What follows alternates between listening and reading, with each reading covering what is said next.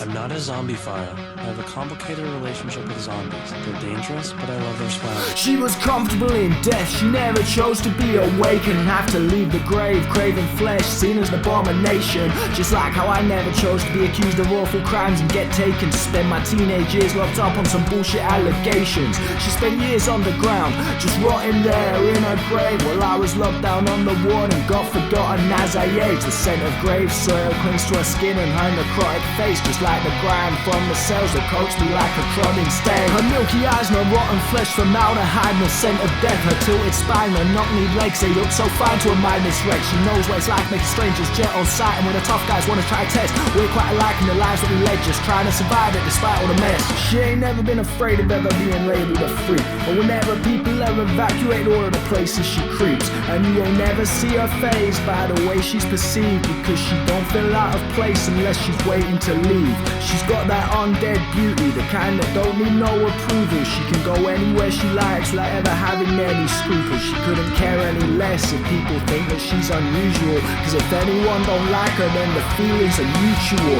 Her milky eyes and her rotten flesh, formaldehyde and the scent of death. Her tilted spine, her knock-kneed legs, they look so fine to a mindless wreck. She knows what it's like making strangers jet on sight, and when the tough guys wanna try test, we're quite alike in the lives that we led, just trying to survive it despite all the mess. And her eyes trapped my wandering gaze as she shambled along the promenade, with her bones and sinew on display, and my thoughts start to get a little carried away. I can see myself sleeping by her side in her coffin, cuddled up and intertwined, her stone-cold limbs locked around with mine, keeping me cool all through the night. And humans have tried to kill her since she climbed out of the grave pit, and since I left the hospital I've been facing all the same shit. People hide their skin from her because they know that she craves it, and they hide their flesh from me just in case I'm a sadist. Her body's long dead, but there's so much life within her yet. Well, I might look alive, but there's only death within my flesh. We're both broken and missing out on lives that we didn't get. So in a way you could say we're both a different kind of living dead. People's attitudes will shift when I'm close, and I can't stand it, so I sit on my own, and nobody hugs her when her ribs are exposed, but I see artwork in the rips in her clothes. Do you think that she wanted to have any of this? Every day getting hunted just cause she exists, but she don't give up. She's got a hunger to live even though she suffers for nothing she did. And her eyes trapped my wandering gaze as she shambled along the promenade, with her bones and sinew on display, and my thoughts start to get a little carried away. I can see myself sleeping by her side in a coffin, cuddled up and intertwined, her stone-cold limbs wrapped around with mine,